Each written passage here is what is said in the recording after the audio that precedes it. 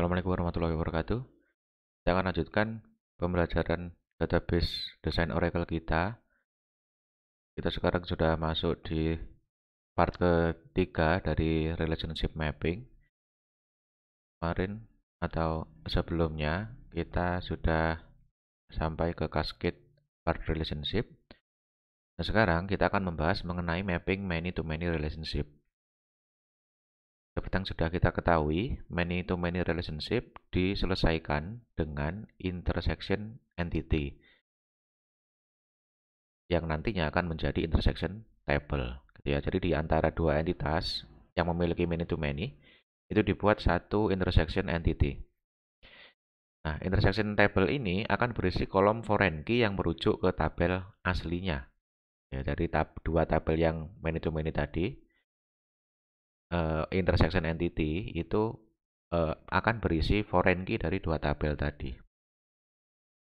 Contohnya, di sini ada intersection entity namanya ulasan, berisi semua kombinasi yang ada antara entitas kritik dan entitas film.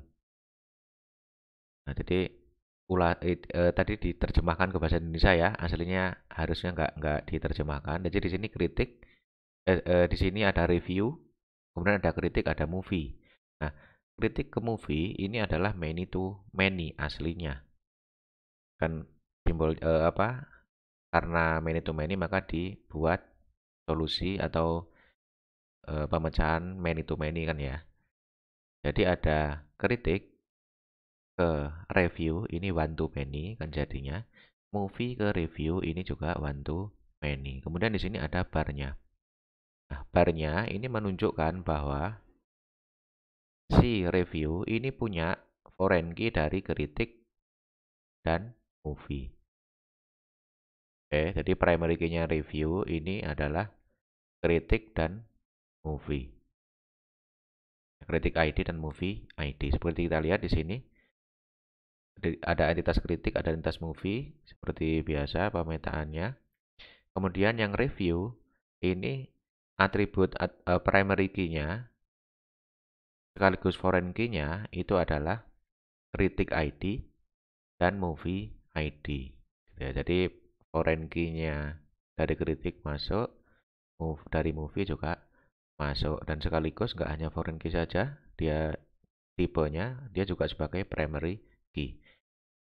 Seperti itu. Itu adalah mapping many to many relationship. Ya, sebenarnya juga sama seperti bar tadi kan ya, prinsipnya kan dia one to many tapi pakai bar. Maka dia selain foreign key, berlaku sebagai foreign key, dia juga sebagai primary key. Nah, sekarang mapping one to one relationship. Saat transformasi relationship one to one, Anda membuat foreign key dan unique key. Jadi selain sebagai foreign key, dia juga sebagai unique key. Semua kolom foreign key ini juga merupakan bagian dari unique key.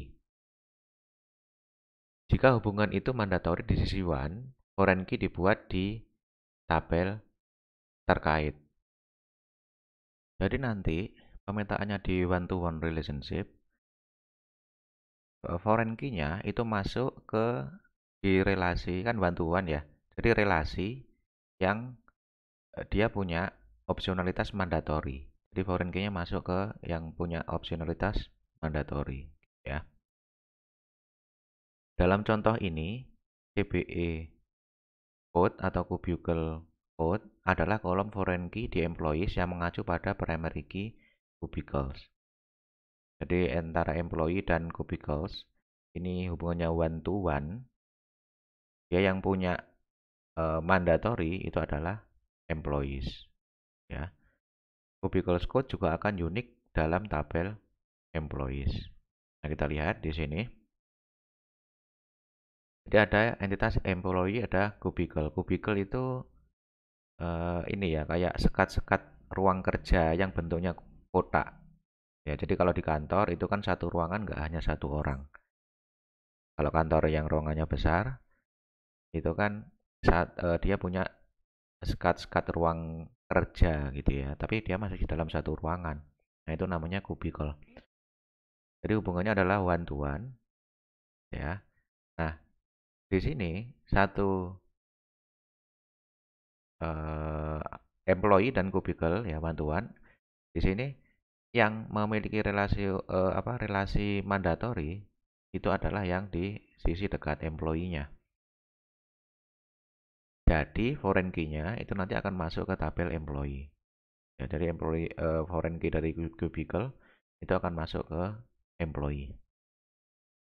Jadi ada employee ID, ada name, terus kemudian ada kubikel code akan masuk ke sini. Di sini di sini berperan sebagai foreign key, bisa berperan sebagai unique key. Oh ya, eh, perbedaan antara primary key dan unique key itu kalau primary key itu kan tidak boleh null, tidak boleh unique, tidak boleh duplikat. Artinya dia not null dan dia unique. Oke, jadi recordnya tidak boleh null dan tidak boleh duplikat. Tapi kalau yang unique key itu hanya harus unik saja. Jadi tidak boleh duplikat saja. Jadi null itu masih boleh di inputkan atau dimasukkan kalau yang unik.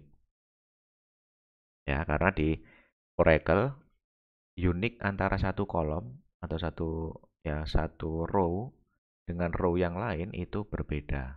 Ya, penjelasannya seperti itu. Jadi null itu masih diizinkan di unik. Oke, jadi beda. Kenapa di sini kok nggak tulis primary key saja? Karena dia berbeda. Karena di sini adalah hanya unique key. Oke. Ya, ini adalah bantuan. Kemudian optional one-to-one. Jika relationship optional di kedua sisi, kalau tadi kan ada mandatorinya. Kalau ada mandatorinya gampang saja, berarti yang foreign key-nya nanti masuk ke sisi yang mandatory. Nah, ini jika opsional di kedua sisi, Anda dapat memilih tabel mana yang mendapat foreign key. Jadi Anda bebas mau milih foreign key-nya masuk kemana. Tidak ada aturan absolut, namun ada pedoman. Terapkan foreign key, masukkan foreign key di tabel dengan row yang lebih sedikit. Tujuannya adalah untuk menghemat ruang. Ini opsi pertama. Kemudian yang kedua, menerapkan kunci foreign key di tempat yang lebih masuk akal untuk bisnis. Maksudnya seperti ini. Jadi aturan pertama tadi, row-nya yang lebih sedikit yang mana, itu yang dimasukkan. Supaya lebih menghemat ruang tabel. Yang kedua, ini yang lebih masuk akal untuk bisnis. Contohnya, kalau topik yang kita modelkan itu agen sewa mobil yang lebih mementingkan car daripada space, maka foreign key-nya bisa masuk ke entitas car. Namun dalam bisnis parkir, objek utamanya adalah parking space, maka foreign key-nya bisa dimasukkan ke space. Jadi sekali lagi, kalau opsionalitasnya dua sisi itu opsional semua, maka kita bebas, tapi ada saran-sarannya gitu ya. Ini contoh, ada car, ada space. Nah, kalau di car rental business, ini bisa foreign key-nya masuk ke car, karena yang lebih penting adalah car. Oke. Kemudian kalau di bisnis parking lot, itu yang dimasukkan adalah space atau ruangan.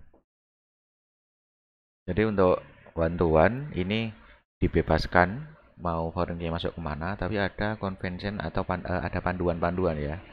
Sorry, bukan convention, ada tip-tip bagaimana caranya memasukkan. Kemudian enforcing one-to-many. Jika relationship itu mandatory di kedua ujungnya, Anda memiliki constraint yang sama seperti relationship one-to-many yang mandatory di satu ujung. Karena itu Anda perlu menulis kode tambahan untuk menegakkannya. Jadi kalau ya mandatory ada di kedua ujung, itu masuknya akan tetap ke yang sisi many. Tapi yang di mandatory yang di sisi one itu perlu pemrograman tambahan atau kode tambahan untuk menegakkannya. Jadi nggak bisa terlihat di sisi tabel. Kalau yang di ini ya ada sisi one yang one-nya mandatory juga, dia nggak bisa terlihat di tabel. Perlu ada pemrograman atau kode tambahan. Kemudian selanjutnya ada mapping arc. Ada arc relationship. Entitas yang memiliki arc akan dipetakan ke tabel yang berisi foreign key ya, dari primary key tabel ujung one. Jadi primary key-nya dari ujung one masuk ke yang berisi foreign apa? Ya, jadi arc itu nanti tabel yang berisi foreign key ya. Prinsipnya atau aturannya tadi kan yang foreign key-nya masuk ke yang tabel many kan gitu ya. Perhatikan bahwa meskipun hubungan dalam arc mandatory di sisi many, foreign key yang dihasilkan harus opsional karena salah satu dari mereka akan selalu kosong. Nah, di sini eh, beberapa saat yang lalu sudah saya singgung ya bahwa foreign foreign key itu nggak harus mandatory atau nggak harus unik, tapi dia juga bisa opsional. Salah satu alasannya adalah karena relasi yang dipetakan adalah relasi yang arc, dan arc itu harus memilih antara satu relasi yang memiliki arc tersebut. Ya, karena kalau satu ada isinya, yang lainnya pasti kosong, maka foreign key-nya harus opsional. Maksudnya seperti ini. Jadi di sini ada membership, entitas membership, sisi many ya. Di sini ada arc-nya. Oke. Kemudian yang berrelasi adalah entitas company dan entitas customer. Company dan customer dia ya tabelnya jadi biasa gitu ya. Kemudian yang di membership dia punya primary key ID ya, membership ID, ada start date, expiration date dan termination. Kemudian foreign key-nya dari companies dan customer itu semuanya masuk ke sini. Jadi foreign key-nya masuk ke sini, companies ID dan customer ID masuk sini. Tapi perlu diperhatikan kalau ARC opsionalitasnya harus di sini opsional. Jadi di sini bukan mandatory.